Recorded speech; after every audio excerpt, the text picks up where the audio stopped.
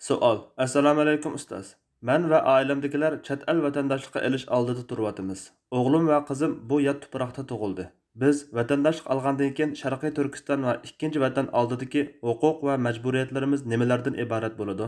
Bayon qilib bergan bo'lsalar. Javob. Va alaykum assalom va rahmatulloh. Dinimizda vatandaşlıkni shu darajada e'tiborlaydiki, bir insonni vatanidan chiqarib etish uni o'ltirganga barobar sanaladi.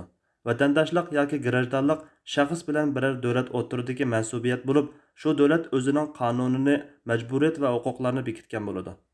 Muhojiratdagi Sharqiy Turkistonliklar aziz vatanimiz Sharqiy Turkistondan Xitoyning irqiy qirg'inchiligi va zulmlari sababli ayrilib yoki qaytolmay dunyoning har qaysi joylarida sarson bo'lib, turli davlatlarning vatandaşlığını oldi va olmoqda.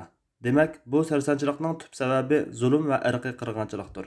Şoңlашqa boshqa bir davlatning vatandaşlığını olgan taqdirdami, ana vatanga bo'lgan mansubiyatni har vaqt his qilgan asosda ana vatan majburiyatini ado qilishga tirishish, o'zlarining haqlari qo'ldan tortib olingan xalq ekanligini unutmaslik va avlodlarga buni aniq singdirish bilan birga ikkinchi vatanning tuzumlariga islom aqidasi va tavallo tabara prinsiplari asosida rioya qilish, u yurtga taqit yetgancha foydali ish qilish, ziyon urmaslikdek majburiyatlarni ado qilish kerak. Qaysi bir yurtda o'ziga va oilasiga diyonat va xotirjamlik jihatdan xavf yetadigan bo'lsa, xavfsiz joyga hijrat qilishi kerak bo'ladi.